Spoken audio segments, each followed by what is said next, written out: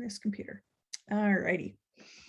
So thanks so much for joining me during an early, before school starts, summer meeting, but we are going to get the school counselor network back up and running again this year. So I really just wanted some guidance from school counselors as to what you would like to see and hear each month that we're going to be getting together. And then we also have the opportunity today to have a presentation about MoneyPath, which is now found for free on Zello. It's free financial software or financial curriculum that your students can do. So I do have about 6 to 8 business teachers who are going to be popping in at 10 or at 9:30 to hear that presentation as well. So that's awesome that they're going to take time out of their summer to find out about MoneyPath.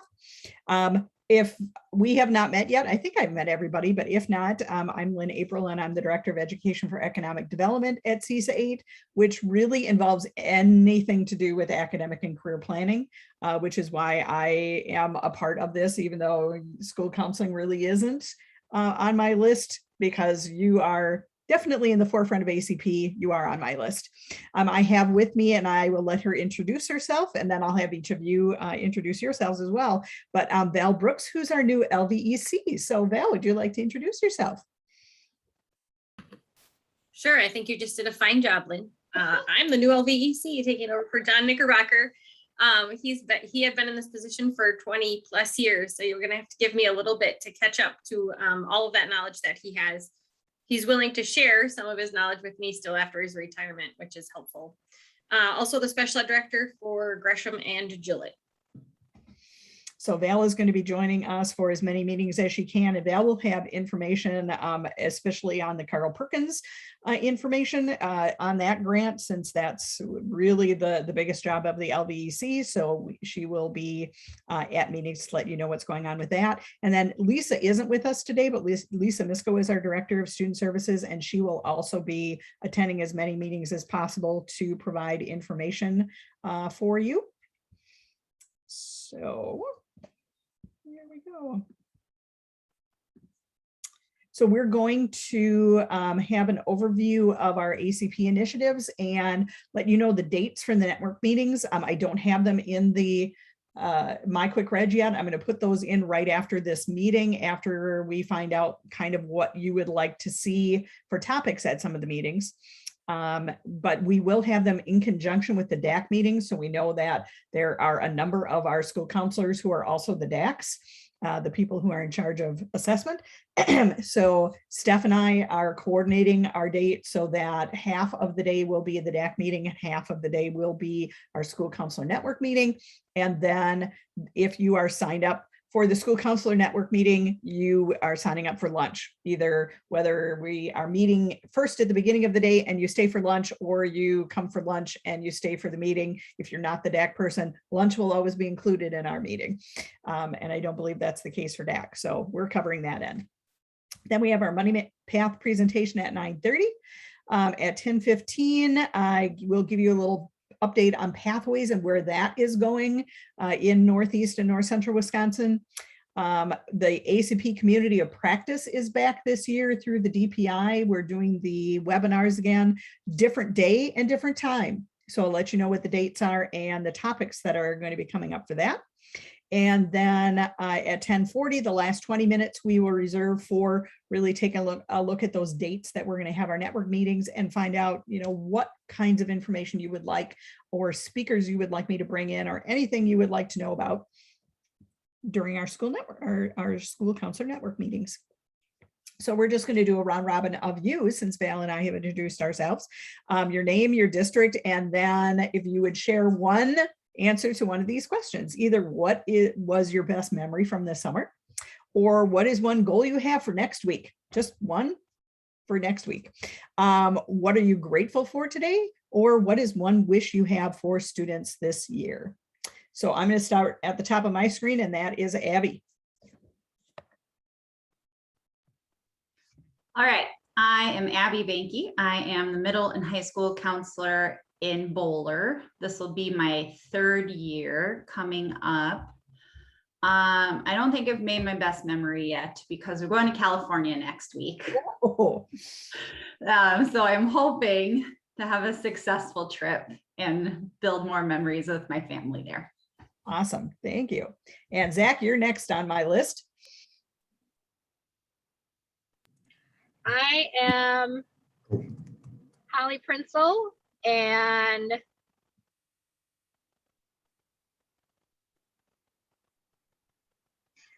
my best memory of summer would be spending time with family and actually getting my new classroom ready. I've moved every year that I'm in Gillette to a new room, so I get to redo my classroom again.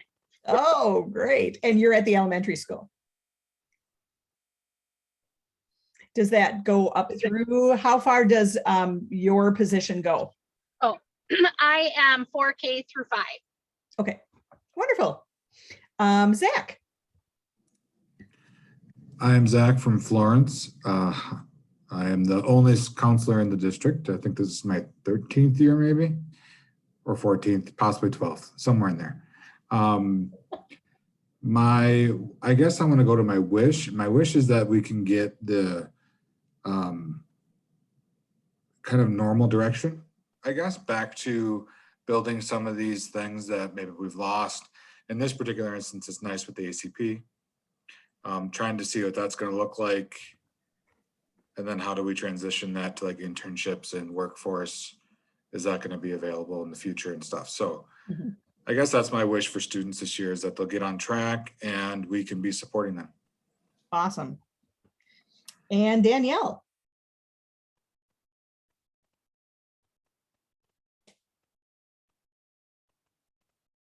Don't know if Danielle is able to unmute.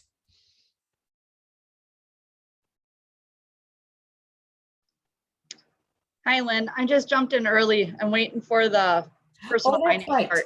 Yes. Yep. Well, anyway, so tell us, you are a business teacher? Yeah, I teach business and computers at the high school in Wabeno, plus I'm the tech director. So while you guys are running, I'm tagging computers. Okay, well, you just get right on with that. Thanks a lot. All righty. So just an overview of ACP. You are going to hear this year a transition. When the DPI talks about academic and career planning, they are going to be using the terminology career readiness more often, and they have an idea behind that. So the idea behind career readiness, the overarching goal is every child to graduate college and career ready. And we've had that goal since Tony Evers was state superintendent of schools. So that's been around for a while. What the DPI is looking at is that career readiness is really our overarching goal for students, and ACP is how we get there. So ACP is the process we use to get students to that career readiness goal of all students, college and career ready. Pathways, which we'll talk about after the presentation this morning by MoneyPath, is kind of the organizing structure that we're using to help students to create their academic and career planning pathway program. It has all the components students need in order to prepare themselves for a particular career cluster. So we're going to take a look at the work that we're doing with Pathways and what's been going on the first year and kind of the vision for the next couple of years. Cables, which are career-based learning experiences. So that's any connection that students can have in the real workforce with employers. And then industry recognized credentials is IRCs. That's how employers and students connect with each other through activities. And so that can be a job shadow, or it could be, you know, the CABLAC version, which is youth apprenticeship, which is 450 hours of a student out in the workforce. And then those industry recognized credentials, you know, as much as possible, we want students to be able to start accumulating those while they are still in high school. And there might be a way for you to connect to area businesses and have them sponsor those. So that's that connection with our employers. And then the tool we use, of course, is Zello with Inspire. And we have been getting that information out to companies in Northeast Wisconsin to get more of them in the Inspire part of Zello, so that as your students are getting on this year, they can see information from businesses in Northeast Wisconsin.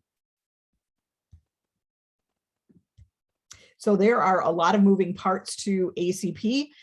This is a graphic that the DPI put together last year, and I just love that everything is on one page. So as districts are engaged in academic and career planning, we have those great guiding questions from the DPI that help your ACP team. And it should be a team approach. It should not just be on your shoulders. Absolutely. So those are the questions that will help your team to determine what should be in your ACP program in your district. And then we look at some of the components that should be part of ACP in districts, which include academic readiness, which includes things like financial literacy, which is why we're hearing from MoneyPath today. Connected sequence of courses, which we talk about with the pathways, that we need to have at least 2 CTE courses in a particular pathway that students can get an intro level and a more advanced level. College credit rigor, so that students have the opportunity to be taking those dual credit or college credit classes while they're in high school.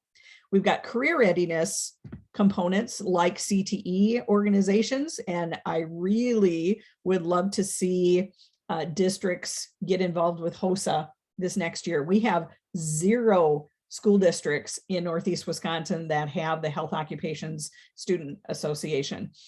So I would love to see some movement on that. And HOSA is actually thinking outside the box.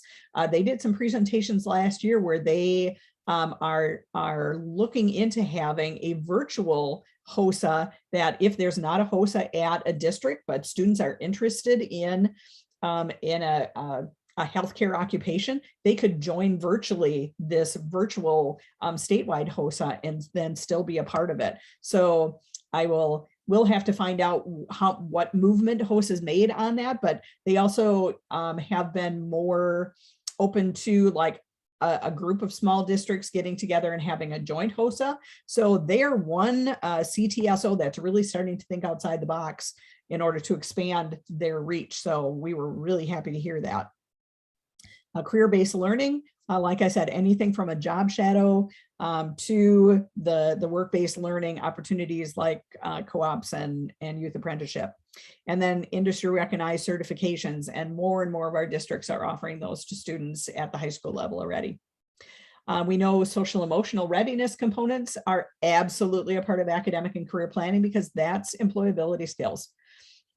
If you look at those social emotional readiness components, they're employability skills, they're, and I can't even think of ones off the top of my head, but they align really, really well to what districts are trying to do with employability skills. So if you are doing SEL in your district, you are doing ACP.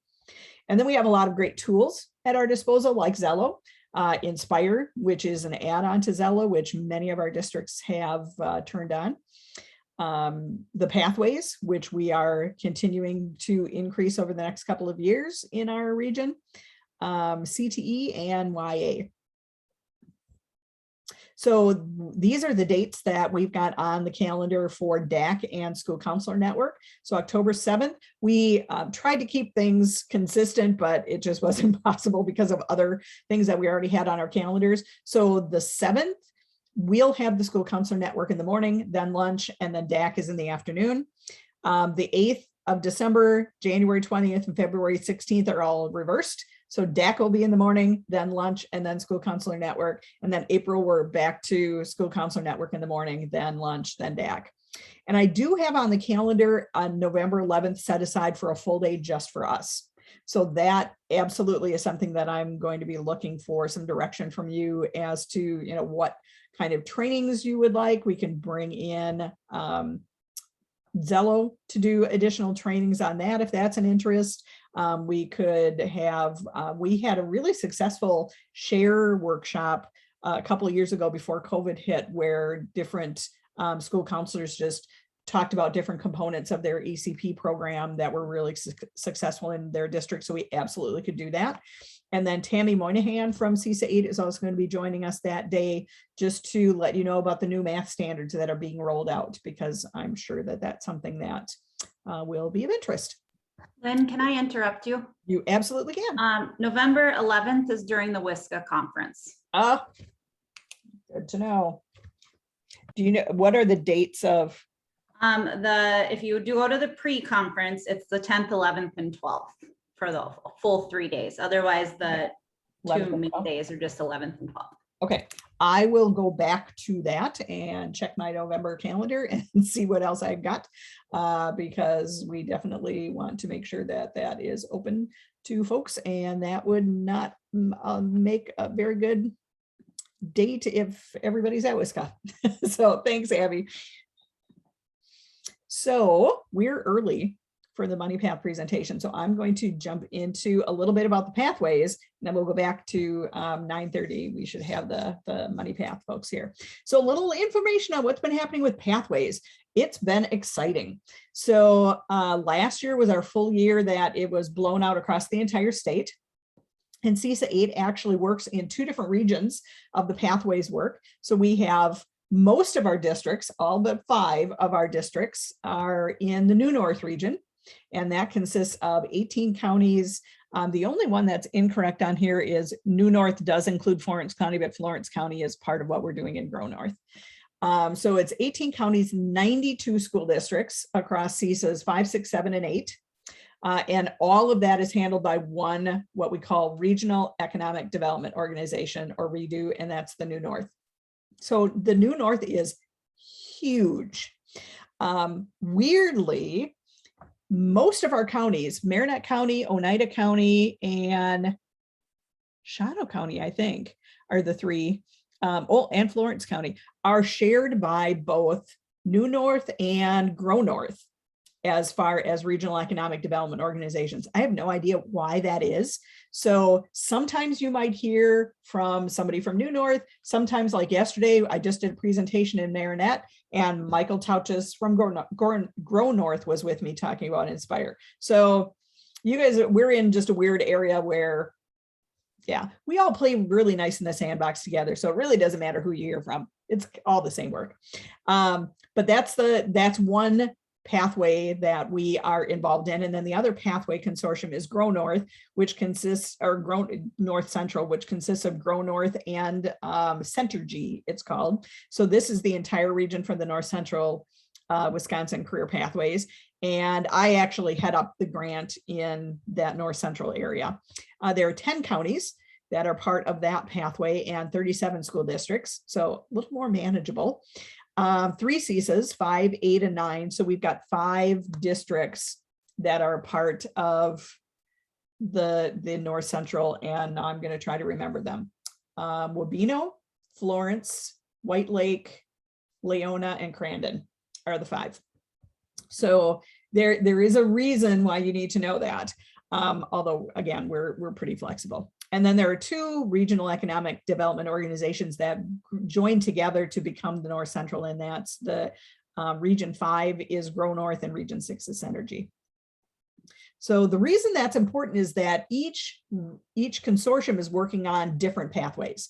So you have different pathways at your disposal to work with your students, and it really depends on where more of your students end up going for post-secondary ed. That's really the only difference.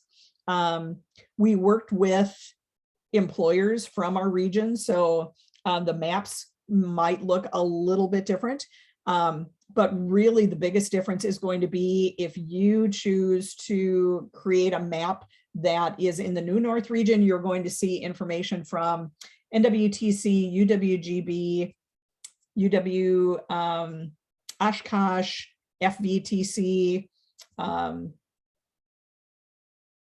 Lakeshore Tech. So those, that area, if you adopt one of the pathways from the North Central region, you're going to see the post-secondary information from Midstate, NTC. We do still have NWTC because a number of our districts work with NWTC, so we have their information. UW Stevens Point, Nicolet. So really it depends on who you're working with for your post-secondary as far as which map you decide to adopt. And these are the ones that have been created so far. So in really right now, they're kind of identical. The New North has already created manufacturing, patient care, architecture and construction, and digital technology. In the North Central region, we have created manufacturing and patient care already. And this year we're working on architecture and construction and digital technology. So by mid-year, by January, we'll have the same pathways created that the New North has. So we'll be good. The New North is going to be looking at creating some new ones for this year. I'm not exactly sure what those are going to be. We've been talking about getting into the business pathways. So business administration, finance, and marketing would be the ones that we would be looking at. So that's kind of the direction that we're going in for pathways. And just to give you an idea of what this looks like, we have a number of districts that have already completed and had approved their regional career pathways. So I have them on our website. So we've got Gillette, for example, since Danielle is here, Holly is here. We've got Gillette actually created 3 in the 4 areas that they could. They adopted 3 of the 4. So just to give you an idea of what a pathway looks like, if you haven't seen them already, and I hope that you have. But really the big difference between your local pathway, which you've already been creating for Carl Perkins, and the regional career pathway is this page. It's this awesome career ladder, really, that outlines for students different career opportunities in different lanes within this particular career cluster. So if students are interested in advanced manufacturing, it lets them know there are jobs that you could get right out of high school. And here they are. They are all live linked to a website called My Next Move, so they can find additional information about those jobs. If it's something that is found on Zello, it has a little O behind it, a little circle. If it is a hot job, which means it is a job that's increasing in the amount of people we need, then it has a little flame behind it. And then it also gives students a salary range. So it's great for students because they can see, you know, if I'm interested in manufacturing, yeah, I can get a job right out of high school. And here's what I could get a job in, and here's what I could make. But if I'm looking at really having a career in this area, here's how I can move up that career ladder. Here's the education and experience that I would need. And here's how it's going to impact my salary range. So, you know, we know money is always something that students are very interested in. So being able to see those differences is really helpful for students to understand what that career ladder looks like. And then just with a click of a button, which is not live quite yet, I don't believe, but the DPI will have up here all of our post-secondary pages. So we've got a post-secondary page for each one of these lanes specific to the post-secondary institutions in our region. So for Northeast Wisconsin, like I said, you see NWTC, Fox Valley Tech, UWGB, UW Oshkosh, and it'll show them all of the different excuse me, different post-secondary opportunities in each of these education levels. And then the page for districts to personalize is this one, where you can put in your courses that support this particular career cluster. If you've got other recommended courses, you can list those. If you have a student, a CTSO that students can get involved with, that gets listed. Any work-based learning opportunities of at least 90 hours would get listed under work-based learning options. If you have any industry recognized credentials that students can gain while they're in high school, that would get listed there. If you've got college courses or any dual credit, whether it's transcripted or AP or Start College Now, you can list those here. And then if you've got any special programs that you do with your students, again, with regard to this particular career cluster, you can list those as well. So it's just a great kind of ready-made ACP plan for students that as they come into high school, you know, if they're really interested in a particular career cluster, it helps them to see exactly what they'll need to take in high school and activities to get involved in, so that by the time they graduate, they're ready for this career ladder. So I see we've got some of our speakers here. We bounced ahead a little bit in our agenda for today. So Great to see you. I will let you guys introduce yourselves. I think we probably have a couple more folks. We have between 6 and 8 business teachers who are going to be joining us. So I've been seeing them pop in. So if you want to hang out for just a couple minutes yet until we see if anybody else is going to join us, and then I'll let you guys introduce yourselves and we'll get started with MoneyPath. That sounds great, Lynn. Thank you. You bet. Awesome. Thanks for having us. Yeah, this is exciting. I do have your slide deck queued up just in case, but I will have the share option, so you should be able to share it. Okay, perfect. But yeah, I'll things just go- let you. You never know if technology is going to work though, so I do have it on backup. Yeah. Patrick. no doubt. Patrick, do you want to take control of the presentation deck? Sure. Yeah, why not? And then I'll have to flip to the, obviously, well, actually, maybe I should, right? Yeah. Yeah, you know what? You take the beginning through the demo and then I'll take it from there.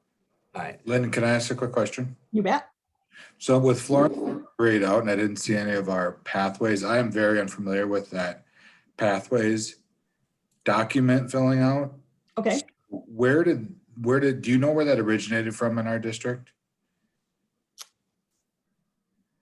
Like, is there a way to find out? Like, because we probably have some of that on file, but I think Kay might have been involved in that. That could very well be. And we And should she have, has, I have a list of all of the local maps that different districts submitted. So I can look at that look for that list during the presentation, and I can let you know exactly which local pathways were submitted by Florence.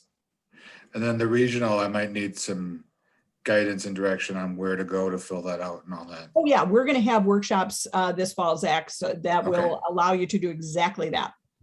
All right, awesome. Thank you. All right, it is 9:30, so I will just keep watching as folks pop in, but if you would like to introduce yourselves and we can get started. Patrick, you want to go ahead first? Yeah, awesome. Thanks for having us, Lynn. We got Pat and Patrick here, so it's a bit confusing, but I'm Mr. Armstrong. And we're with an organization from Milwaukee called Secure Futures. We do financial literacy for high school age students. So we prepare curriculum and sometimes bring in volunteers into classrooms to present programs. So we're going to be presenting our newest, most advanced, tech product, MoneyPath. So I'll let Pat take it from there. Good morning, everyone, and thanks so much for the opportunity to work with you. You're doing great work, obviously, out in the schools, in the communities with our students, and we really appreciate it. So I'm Pat Rohraback, and I've been with Secure Futures for 8 years. My background is actually financial planning and wealth management. I had a 28-year career in that industry with, depending on your age, some of you will remember this, M&I Bank, and then obviously that transitioned to BMO Harris Bank, and I was at BMO Harris Bank for the last couple of years. And I'm sort of a financial planning nerd, so one of the things that I wanted to do is think about something completely different for the last chapter of my professional career. And I met Brenda Campbell, our CEO, and fell in love with the mission of our nonprofit, Secure Futures, and working with high school educators and high school students to really help them plan both financially to develop good skills and know-how, but also to sort of be able to see their path visually and realistically in the future based on the decisions they're making about what they're going to do after high school. And so today, Patrick and I are going to walk you through our MoneyPath application and program that we're very excited about, and we're in year 3 of utilizing it. And then we can keep this relatively informal, but take your questions, get your feedback as we go here also. So I'll go ahead and jump in here and start the presentation. We're going to ask you a quick poll question in a moment. So here's our agenda for the next 40 minutes, roughly.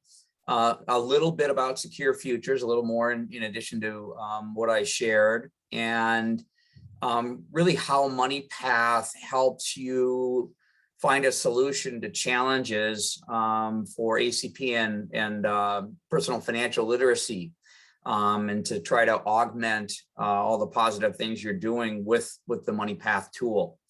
Then we're going to show you MoneyPath and actually have you set up your own account in MoneyPath so that you can play with that a little bit on your own, time permitting. We might have a few minutes where you can do that during the session. And then we'll finish with how to implement MoneyPath in your school. And we're going to share sort of how it's used in the high school, and obviously try to talk a little bit about ideas for how a counselor could potentially use this. We're very interested in how you think this could fit into sort of your arsenal of tools that you have, that you work with, particularly probably your sophomores, juniors, and seniors. So we're a learning organization also, and we know you're the experts. So we really are interested in your feedback also. So let's jump in with a poll question, and you can just use the chat to answer your answer. We're always curious, what are the top 2 financial issues you want to prepare students for regarding their post-high school academic and career path? So if you can just take a minute to think about that and put something in the chat, we're interested in your answers.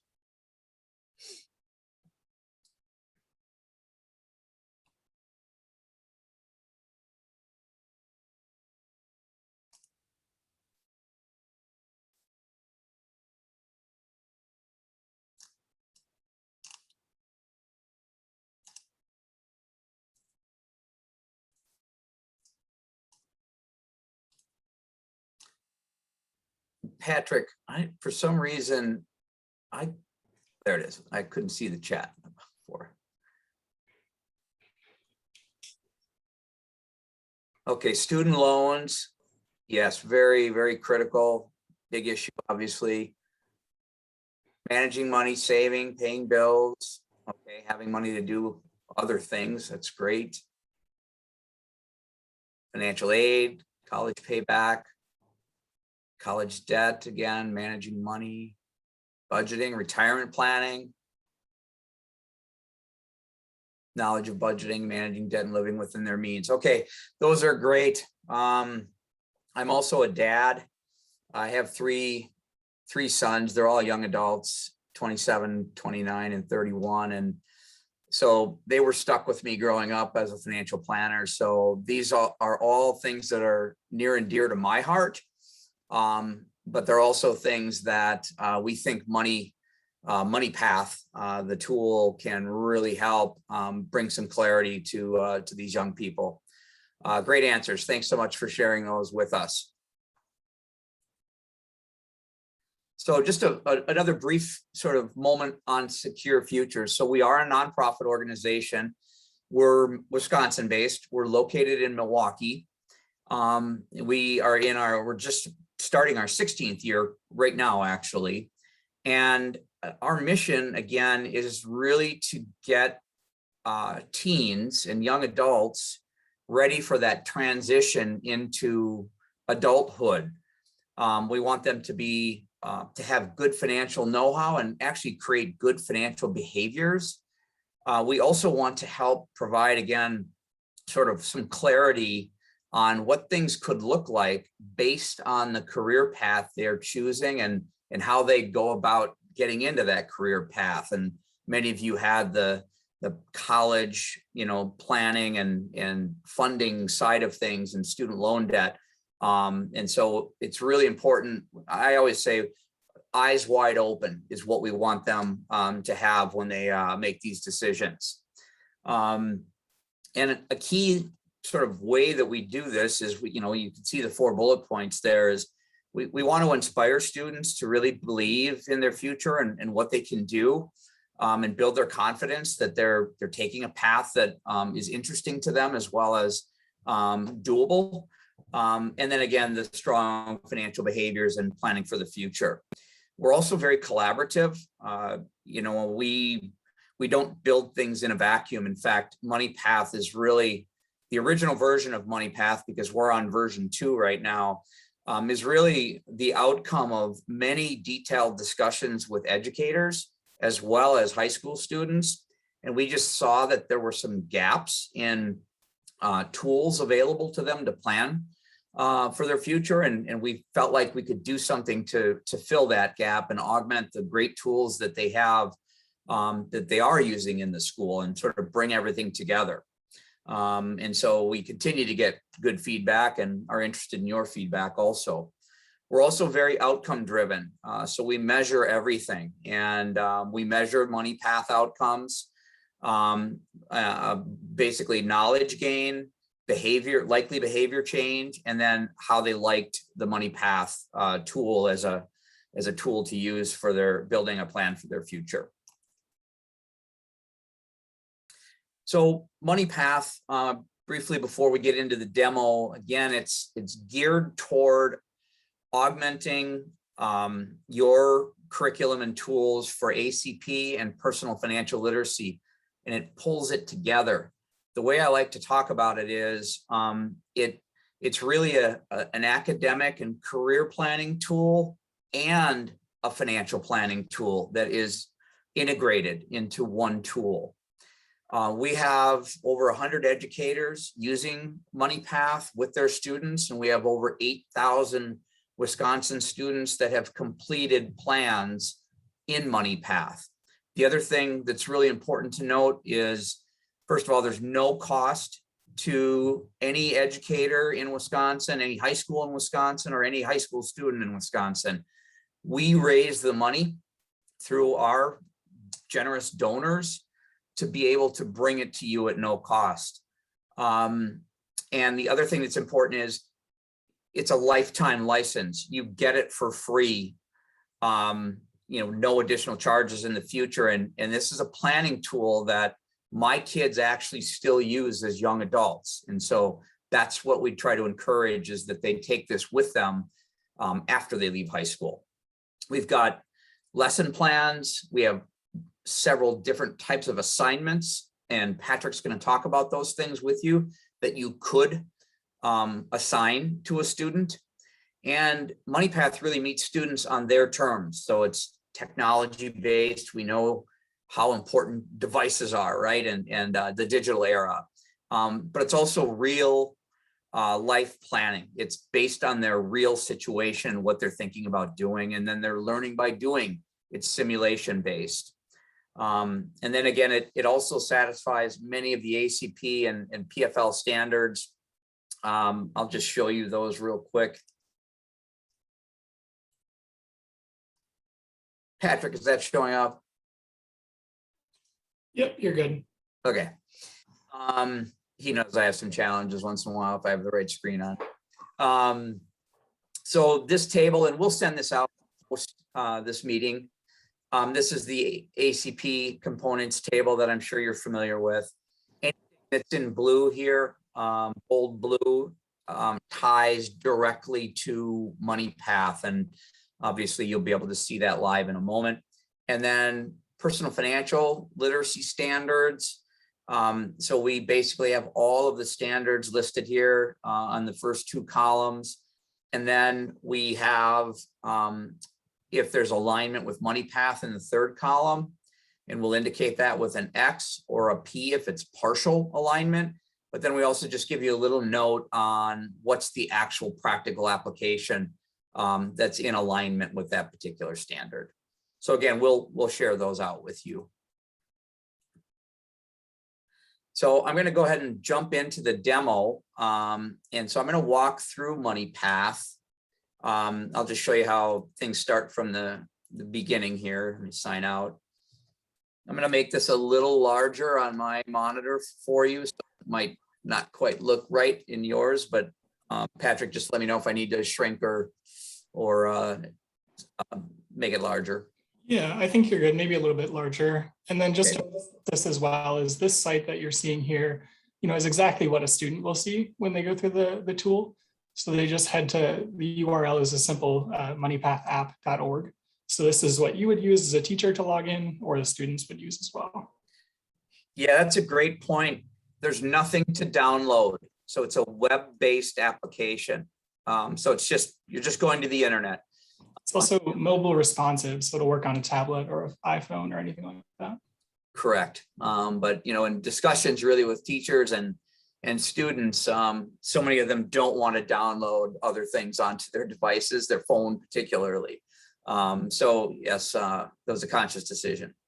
And Patrick will show you how they self-register, and you'll actually do that, complete that process in a moment. So I'm just going to go ahead and sign in. You have a user badge up here on the right-hand corner. I'll go here in a moment to my saved paths, but there are a few other items here.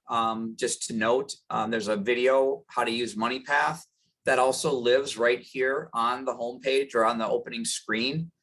It's 6 minutes long, and it's a walkthrough as if we were in a classroom talking to the students about how to use MoneyPath. And we've gotten very good feedback from educators and students on it.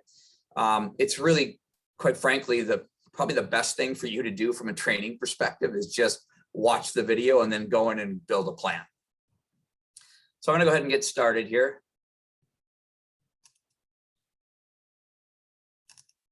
And I'm going to actually, for the sake of time, but I'll show you the opening screen here. The first thing we do is ask them where they are in life now. And for you, obviously this audience, the kids are in high school. But this is a tool that can work for college students or someone that's already in the workforce. And then we've built different functionality for those particular paths. I'm going to go ahead and show you where all my saved paths are. So you can see I've built, each tile represents a path I have saved. We do a lot of demos, so I have a lot of saved paths. I'm just going to go ahead and jump in to one of the paths that I have saved and then start you out from the beginning. So again, where am I? I'm in high school. And then once they choose where they are in life, they then choose their path. Am I going to go into the workforce, into the military, go on to college, or complete an apprenticeship in the trades? And I'm going to run through the college scenario for you. They then choose what type of degree are they planning on pursuing. And you can see 4-year, 2-year, or I should say bachelor's, associates, bachelor's plus grad school right away, or non-degree programs. For instance, an HVAC program, or it could be a salon school that they're going to, cosmetology school, etc. I'm going to show you the 4-year path. We allow the students to tell us if they plan to transfer from a 2-year school to a 4-year school. So as you know, you're going to have a certain percentage of students that will go to the Rock County, for instance, UW, that's part of Whitewater, and then transfer to Whitewater for the last couple of years. Obviously, that's a play on cost. And so they can do that, and it'll run through that scenario for them. I'm just going to stick with the I don't plan to transfer right now for sake of time and efficiency. So now we want to know what they're interested in studying for their bachelor's degree. Each of these tiles represents a different discipline that they could study. So you can see we have quite a few different disciplines. We get the disciplines and the actual majors, which I'm going to show you in a moment, from NACE, the National Association of Colleges and Employers. We worked really hard to find the best data and reliable data, and we think that that is the best data out there available, and I'll illustrate that in a moment. They can actually, like if I started typing nursing in this box, it would actually find this health discipline, so they can actually type what they're interested in also, and it'll narrow these boxes down.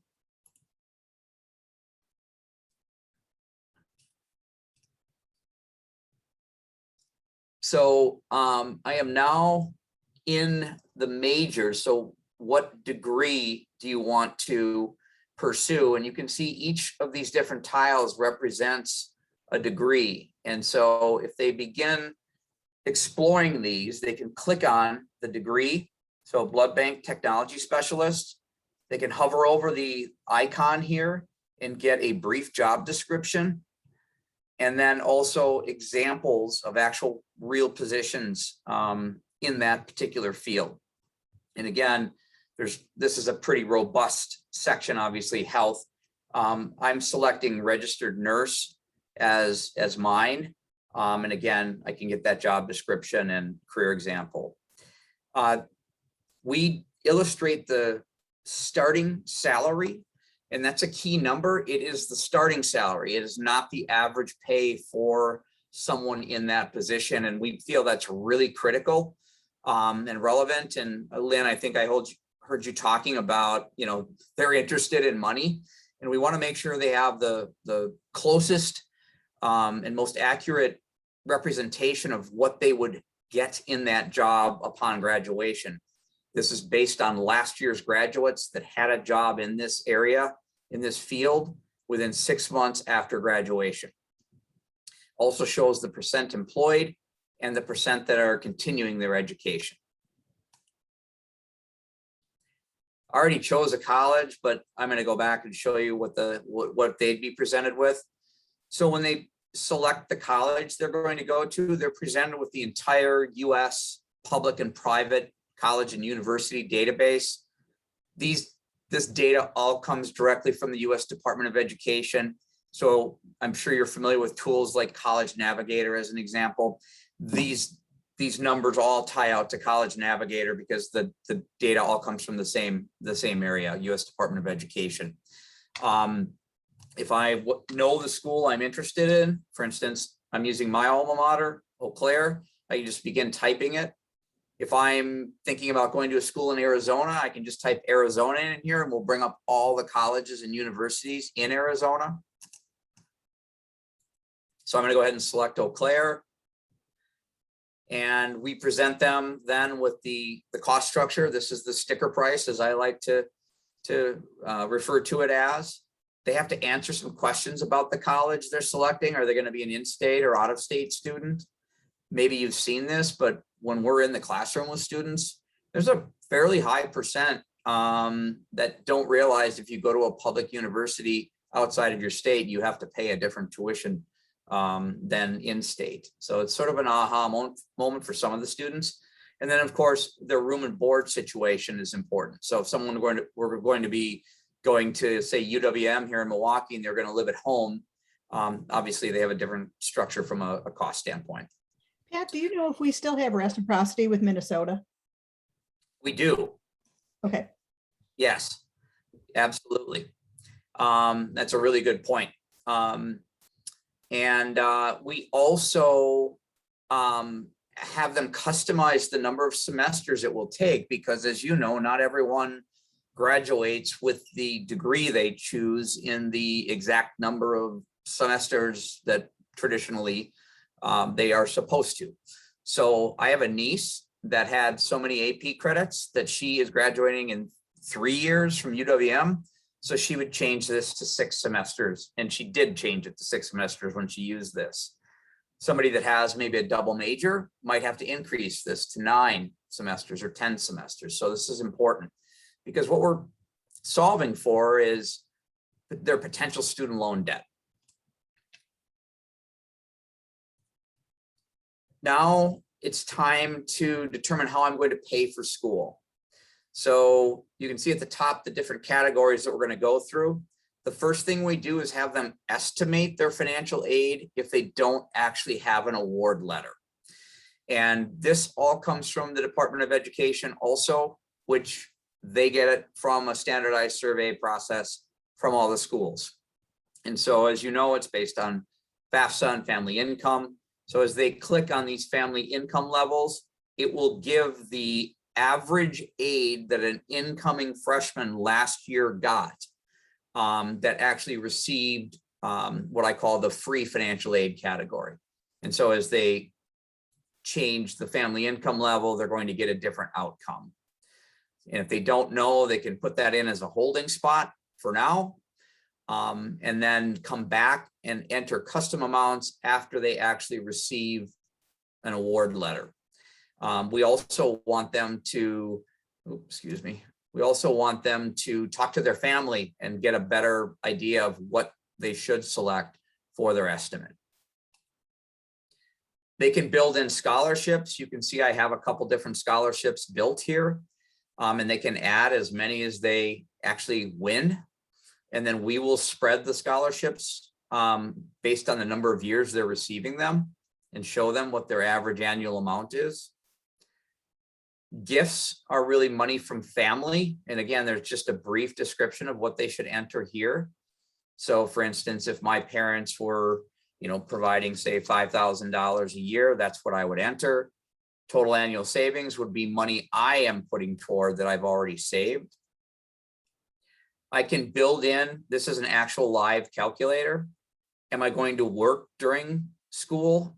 And am I going to work during the semester, or excuse me, during the summer? And so I have a hypothetical example built up here. We do the math, take taxes out, and then this is what they have left. And they have to indicate how much of that will go toward paying for college. And so in my example, I have 5,000. So in my hypothetical example, again, here's the summary of everything that I just showed you. I have just shy of $15,000 a year. I can go back and edit any of those numbers as they become more solid. In my example here, I am paying 20,000, almost 21. I have just shy of 15, which means I'm short 6. That becomes my estimated annual student loan amount. We then show them what that'll be over the life of their degree. If this would have been 6 semesters instead of 8 semesters, it would say total 3-year loan amount here instead, and only multiply by 3 years. We calculate the interest and we show them their student loan payment based on the 10-year standard repayment plan and what they'll pay in total. When we're working with the kids, there's a lot of kids that say it's the first time they've really sort of seen this number and what it's all going to look like for them. Now we fast forward to the career they chose. So I chose nursing, and this is the starting pay level that is associated with nursing. And what we do is we spread their budget for them to give them a starter budget. Most 16, 17, 18-year-olds just don't have the really the experience yet to know what these numbers could be for them. So we give them a starter budget and we spread it on a monthly basis. We actually do taxes behind the scenes. So these are aha moments for kids when they start to see how much money comes out of a paycheck. And then we have 2 savings categories, one for financial goals, one for retirement. Saw both of those items and budgeting in the chat when you answered the question. And then the spending categories. And then they go in and edit the budget. And again, we have tools available for both the educator and the student to help them through this process. So one of the first tools we have in the app is they can hover over the expense category and it'll show them what to think about for spending in that category. The other important item we have is this middle column that we call compare. And if, again, you can get a description of what this compare column is. This is the average single young adult that lives on their own and what they spend in each of these categories. The income level for this particular individual is $44,500.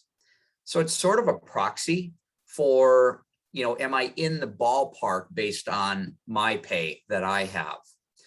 They can edit anything that's in a box. The only thing they can't edit is this student loan payment because they just calculated it and we want it to be a real number in their budget. So just to give you an example, if I wanted to be a super saver, and let's say I want to save more money than this, I'm going to change the 264 to 350. I can go ahead and do that, but I just created a deficit in my budget and that has to get taken care of. So something has to give, right? And so I'm just going to give this an example. Let's say I'm going to live with a bunch of buddies instead. I'm going to take it out of there and reduce my housing, utilities, and cell phone line item. Now I have a balanced budget and I can move forward, but they can research and change anything they want in here. And that's what a lot of I think personal finance teachers do also with some of the great budgeting work they do with kids is they're helping them understand how to build real numbers in here also. So now I have my budget balanced, and now it's sort of another aha moment in the application. Here's my $350 I was saving, the non-retirement savings. And what we do is give them 4 starter goals.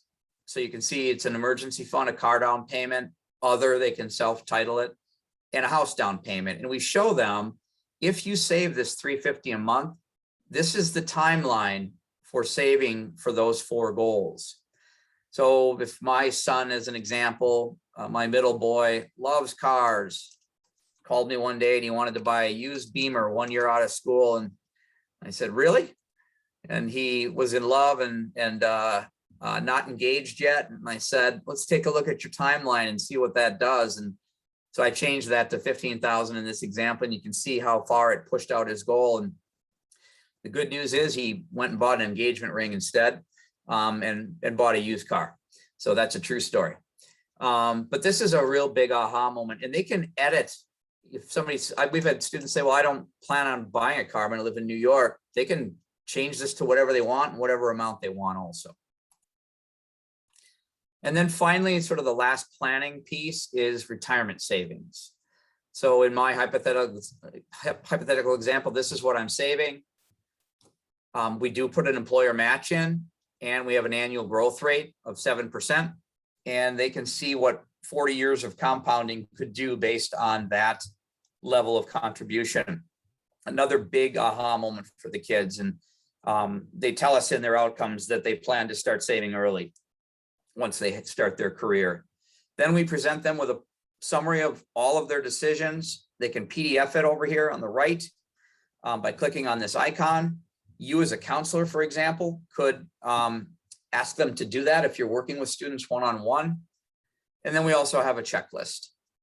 And the last thing I'm going to show you is, I'll go back to my paths. We have a very powerful tool where it allows them to compare paths. So I'm just going to select these 2 paths. They're both hypothetical, so the numbers might not really make a lot of sense, but I'm going to compare these 2 paths. So for student, we're trying to make a decision, and the only difference maybe was the school they were going to and what their sort of funding opportunity as well as cost of education was going to be. So in my made up examples here, student loan debt came out pretty close to the same and didn't have a huge impact. And so they might say, I really want to go to Concordia, and that would help them to choose it. So this has been a very popular feature for the students to sort of compare different things, or compare something completely different, a 2-year associate's degree or an apprenticeship also. So with that, I think Patrick will jump back in and get them started with setting up their account. Yeah, certainly. And you can just keep sharing if you want, Pat. Okay. So we'll send the slides out after this session as well. So everyone has access to this slide to create your own account. But as you can see on the screen here, it's easy to have everyone just set it up on the call so that you have your own account, you can explore it. So you'll just head to moneypathapp.org. We'd actually want you to do this right now if you can. Just open up another.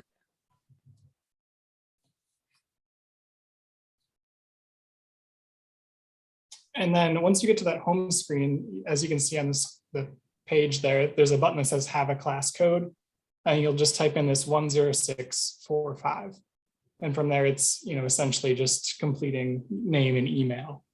The site is fully secure. No one can see your password. We really don't ask for any personal information at all.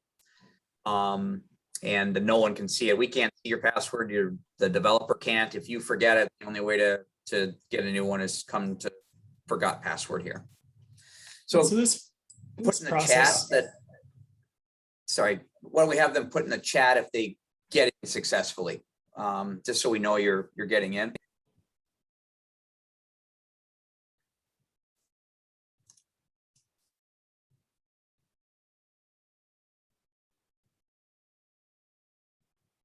Lynn's in, I see. I apparently was on here before though, so I already had a username and password ready to go. Got it. Excellent. Awesome. Yeah, let us know if you have any issues or anything. And this will be, you know, like I mentioned earlier, this will be exactly the same process as how a student would go through signing up for the tool. And again, that account doesn't expire, it's yours to keep. In the current version, there's really no difference between a teacher account and a student account. Potentially down the line, we'll have an update so that you as a teacher or counselor are able to see who's using your class code specifically. So I'll get into a little bit more detail of that later, but let me know if you have any questions or anything on the app so far. So we got a couple good to goes in the chat. Any questions? All right, for the sake of time, we got about 11, 12 minutes left. Talk about where this lives. So I didn't mention this in my intro, I probably should have. I'm a program manager for Secure Futures. And so what that means in practice is I work with teachers all day, every day to kind of implement this program and our other programs in the best way for your school and your classroom or your student needs. So MoneyPath is obviously pretty versatile here. You can certainly use it in maybe 15, 20-minute increments with students. So as you guys are seeing right now, it takes less than a minute to create the account. And maybe was that demo 20 minutes to actually go through a single path.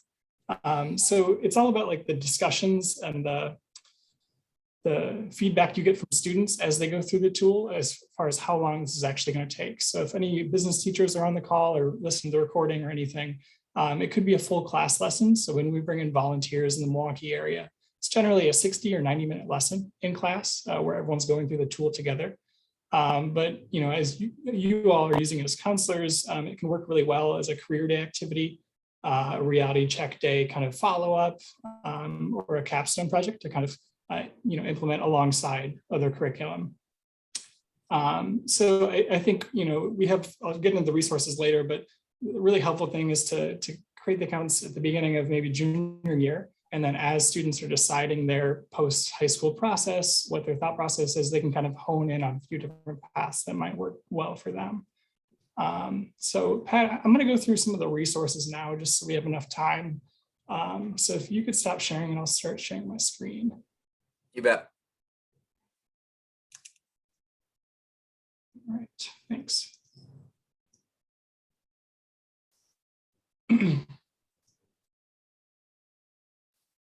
All right, so as far as implementing MoneyPath, so that class code aspect is going to be pretty much how you're going to use it with students. Although instead of using that particular class code that we just went through, all you need to do is click the scheduling form that's right on here.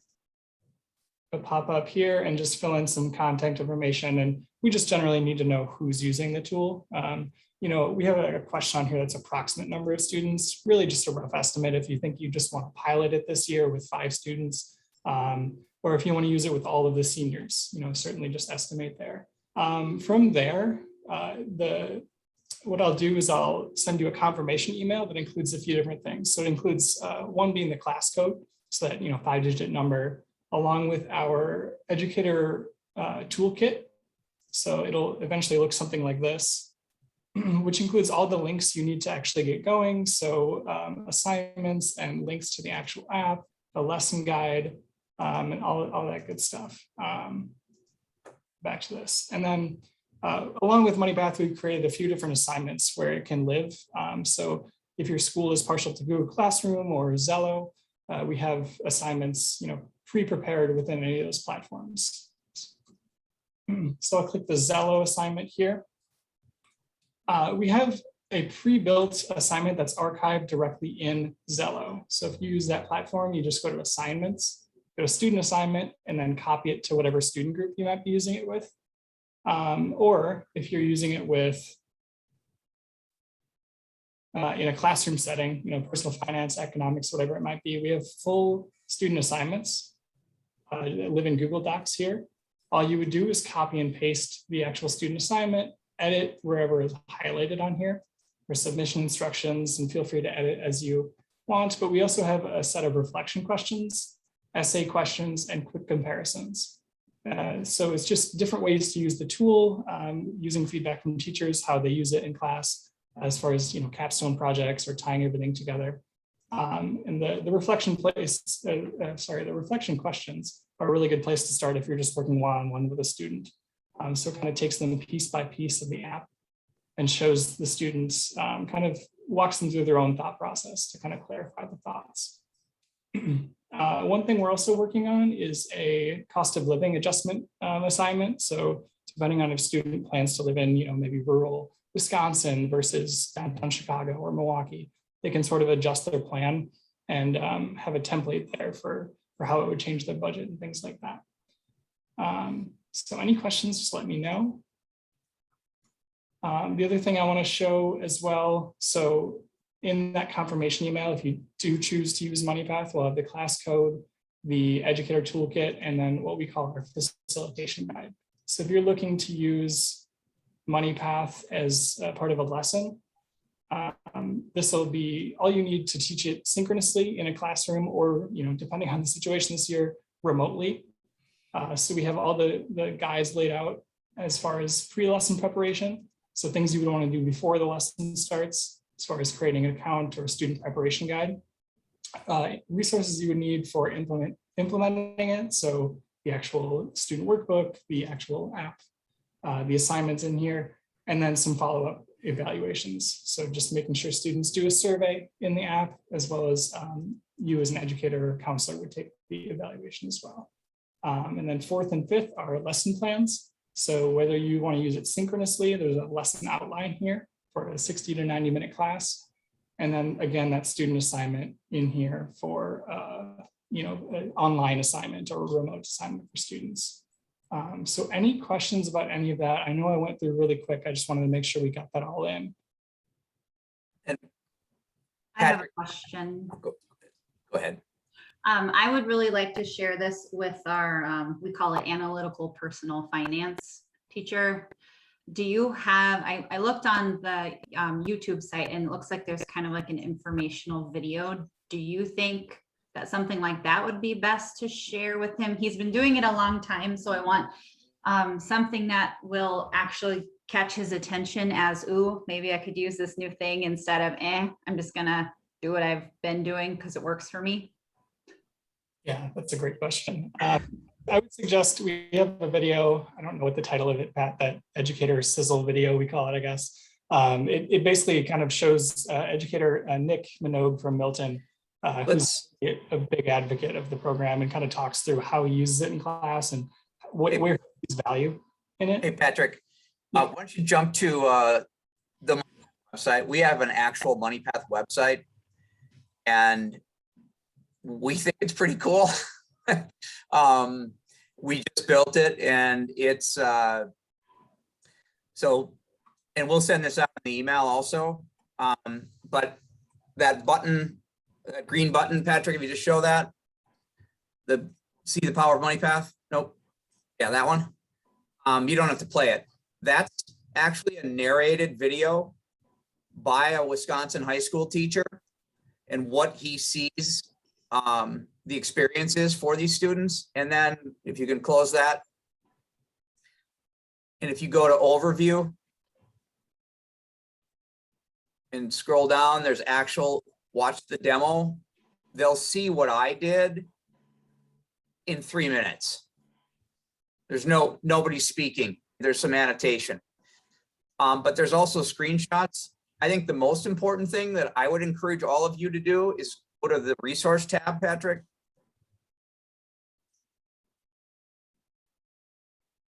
And look at the MoneyPath outcomes, middle right.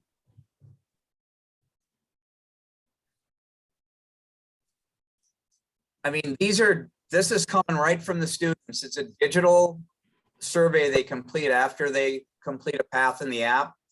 The first question focuses on their knowledge gain, and you can see it's very strong. The second question, down a little lower there, is all about, are they more likely to do these items, which I think we all want them doing. It's like real life finance and, continue their career exploration. this should not be their career exploration tool. Zello should be, and other tools that you are already using with them. So we want them to go back and do more of that. And then you can see it's very, very powerful as far as their behaviors in the second category. And then here's what they think of the application.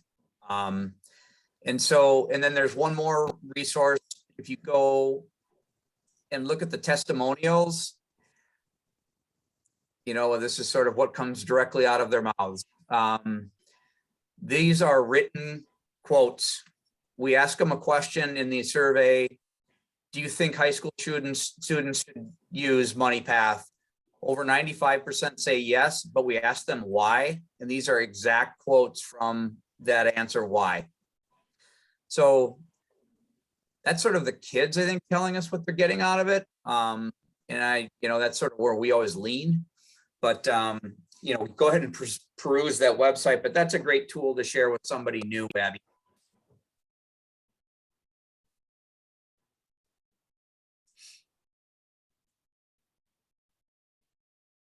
Awesome.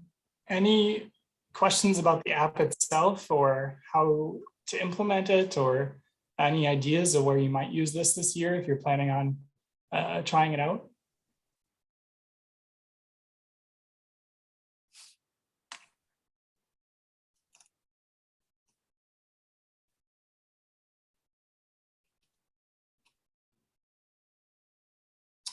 All right.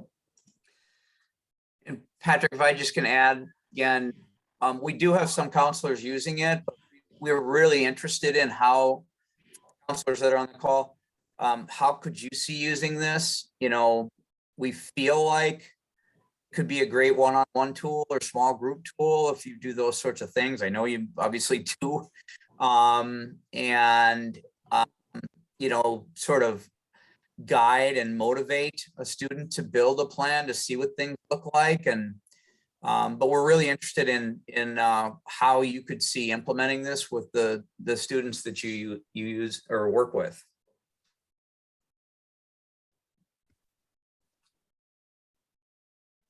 I was just looking through the comments that everybody made at the beginning, and boy, the program sure seems to hit a lot of the exact things that we said initially that, oh, we'd like students to know or be able to do.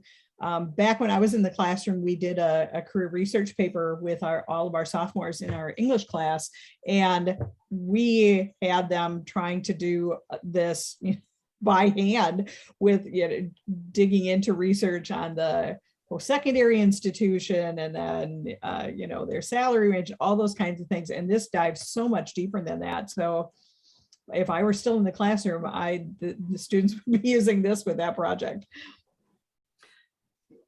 That's one of the reasons we built it, is because we saw teachers trying to build a lot of different spreadsheets to try to pull all this together, but you still had to go to a lot of independent sources to get the data first and then put it in a spreadsheet.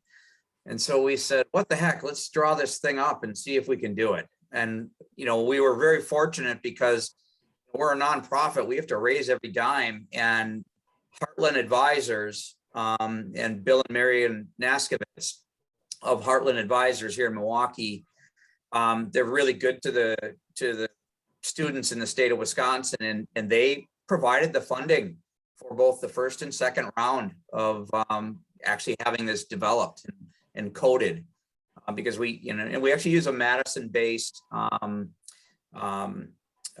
app developer. So we've got a good 3-year plus partnership with them.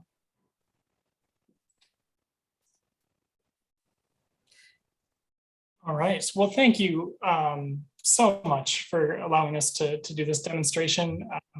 We appreciate you all with your comments and everything, and certainly let us know if you're interested in using this. I'm here to help find a good spot for it in your classroom or your school environment. So I'll put in the chat here kind of the sign up form.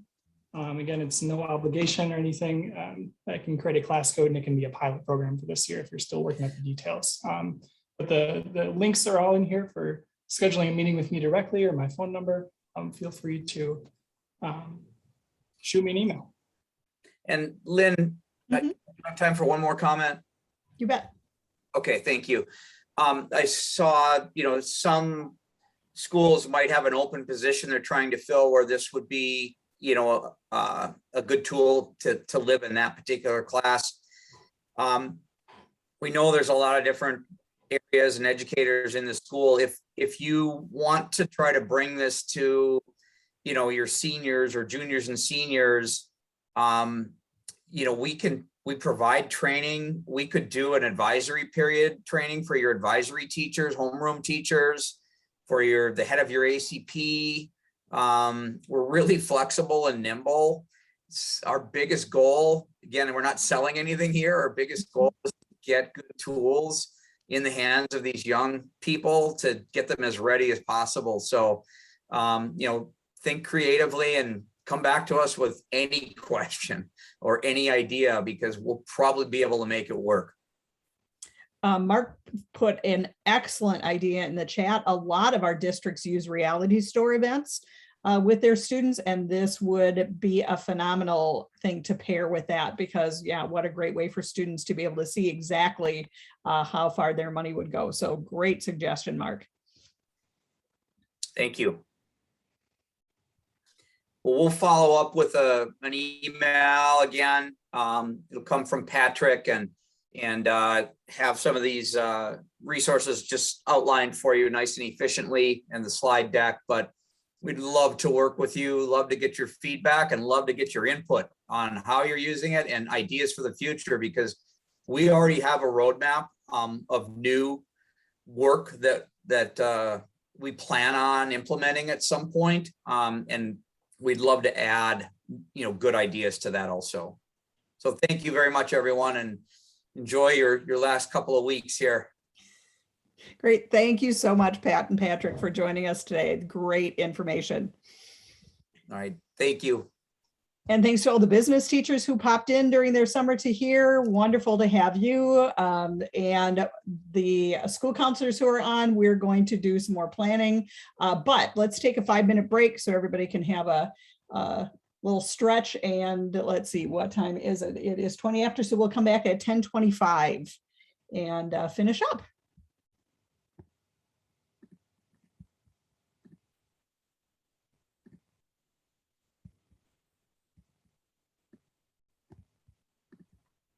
Lynn, sorry about that. I was talking without my mute button. Oh, there we go. Yeah, Mark. Hey, I see you're recording this. Is there any way I can share this with my guidance? I don't think any of ours made it in today, but it's exact. Oh, I didn't resume the recording. Okay, I'll resume it now.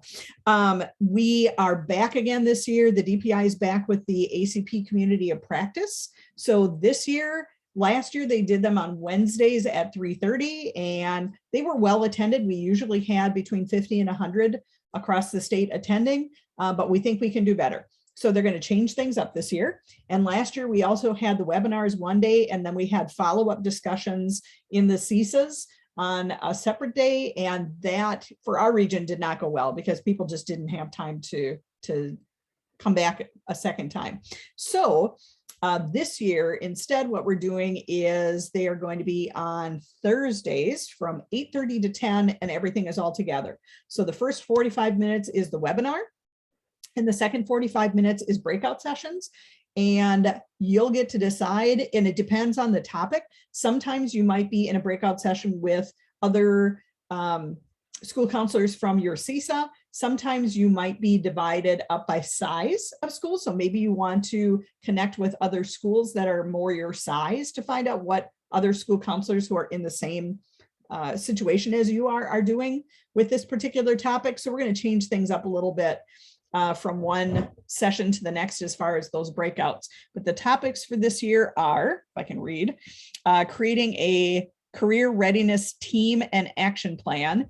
And this is something that is brand new this year. There's a small team of us that have been working on this all summer. And what this is going to be, it's really cool. There are a list of 22 different goals that you can choose from for your district for ACP for the year. And you might choose just one goal to work on, or you might choose a number of them. But then we have been working all summer to find the best resources out in the world that will help you to accomplish that goal with your ACP team back in your district. So that's what we're going to be rolling out at that first session on September 23rd, is this whole new plan. And really, we ACP coordinators at the CESAs are going to be almost more in a coaching role this year, because as you identify what your goal is, then we're going to create a custom plan for you with resources for you to take back to your team so that you can accomplish that goal. So we're going to cover all of that on September 23rd, but that's going to be really exciting.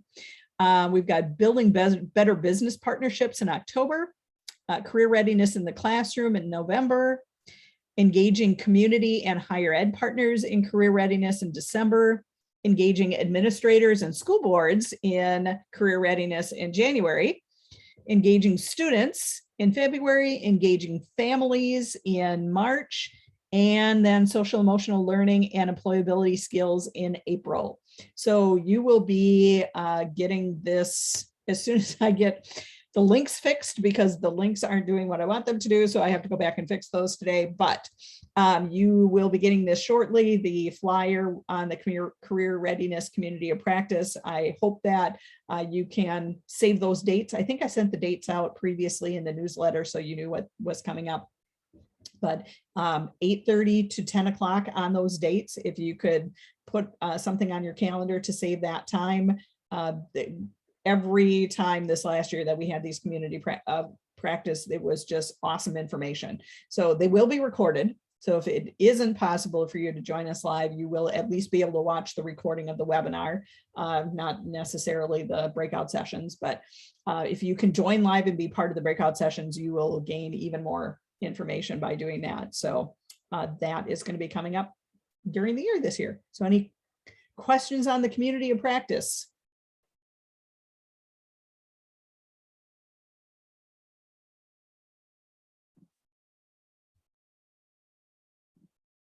I'm not hearing anything. So, and we are absolutely perfectly on time. 10:40 was exactly when we were supposed to do this. So awesome. Thank you, Abby, for letting me know that the WISCA conference was November 11th. So I've already changed the date. The 18th of November.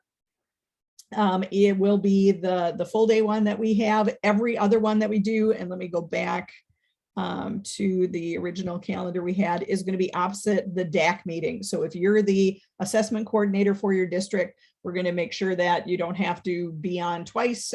You will do it all in one day. We will have virtual options for all of these.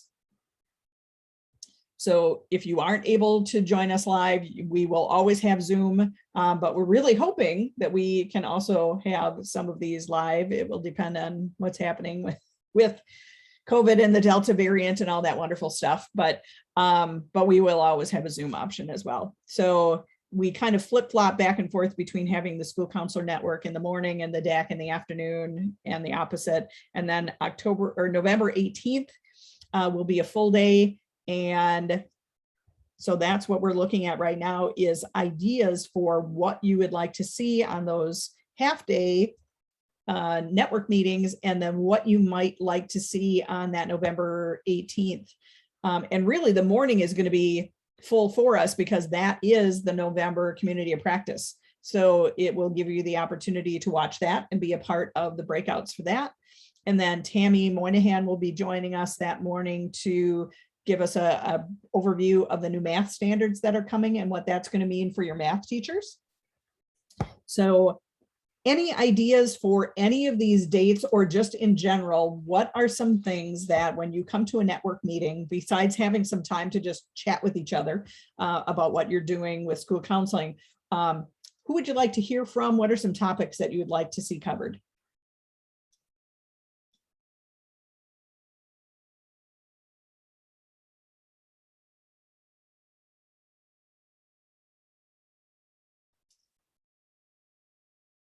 So now would be a great time to unmute yourself and talk to me. One question, are these going to be in-person meetings, or are they going to be like we've been doing with the webinars? They'll be both. So if it's possible, if we're not shut down again, which we aren't right now, we're doing live workshops at CESA 8 right now. So we will always have a face-to-face option as long as we're open, but we'll always have a Zoom link as well. So if it's not possible for you to come down and you want to do Zoom, Chris, that will be absolutely fine. Perfect, thank you. Mhm.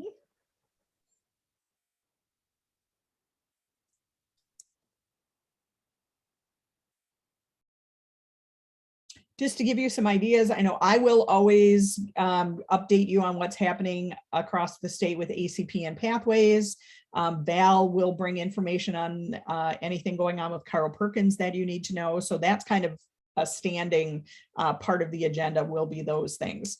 We will have Lisa Misko, who is our Director of Student Services, joining us as much as possible. So if there is anything on the student services end of the spectrum that you'd like to hear about, I can let Lisa know and she can certainly track down information.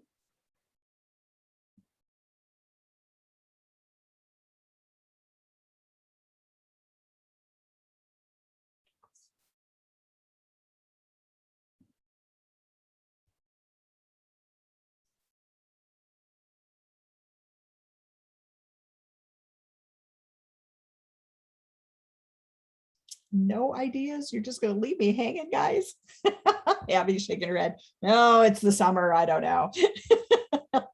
Well, if it, as you go along, if it's like, if you hear things come up, if you run into an issue at school, it's like, oh, we should really hear about this. I know there's some gal, I don't know what her name is, and who knows if it's still the same person, because the DPI has as much turnover as anybody else does. But I know like every year she would come in and do a presentation on like the legal things you need to know about your special ed students, any laws that need to be followed with that. Trauma sensitive in the classroom. I love that idea. Thanks, Holly.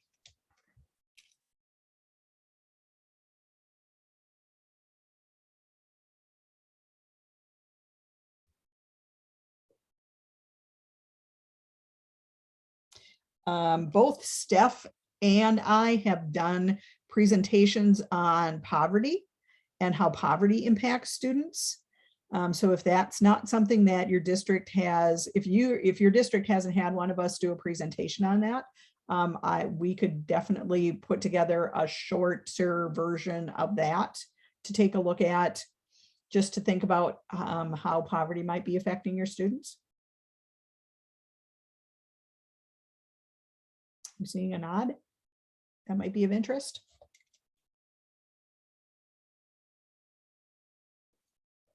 Because we do have, I think we've got of our, what do we even have? 28 districts in CESA 8. I think we have 5 that are below the state average for free and reduced lunch. Everybody else is at or above, and some significantly above. So we've got, and I'm sure I'm not telling you anything you don't know, we've got some definite poverty issues in Northeast Wisconsin. So I'm thinking that might be a good topic for one.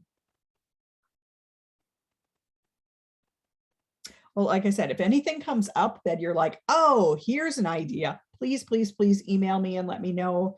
Val and I and Lisa would be more than happy to track down who would be the best speaker on something like that. But the network meetings are really here for you to get ideas from each other and to get information that you need to help you out. So feel free to reach out and let me know. And let's see, updates on new rules or legislation. I think that's always a good thing to do every year. Then Val has special populations and college and career readiness, CTE courses and YA involvement. Yeah, those are also, I will write those all down. That looks awesome. Just to finish up, and we will finish up a little early, I would love for you to please go to the link on the bottom of this slide, because we at CESA 8 are always about continuous improvement. And so as we have any kind of workshops or network meetings or anything like that, we'd love to get feedback from our customers, which is you, and find out how we're doing. So if you could, if you're already in the slide deck, I had the slide deck link on at the very beginning, or if you want to write down the tiny URL, which is C8 CCS networking. And let us know how we're doing. And if there's anything else that I can do to help you out, that's the place to do it. Otherwise, we are done for the day. And I so appreciate, especially because I know some of you are not back in the office yet. So I really appreciate you joining me today and being part of the network and being a great audience for MoneyPath. That sounds like a fantastic opportunity. So that's something that I'll have this recording available, like I said, and after I get it rendered and up on YouTube, I will send all of you a link to the slide deck and a link to the recording. So if there are other folks in your districts that you need to share that with, you will have that information. So I think that is all I've got for today, unless anybody else has anything. Thanks, Lynn. Okay, yep, thanks so much. Have a great start of your school Thanks. year.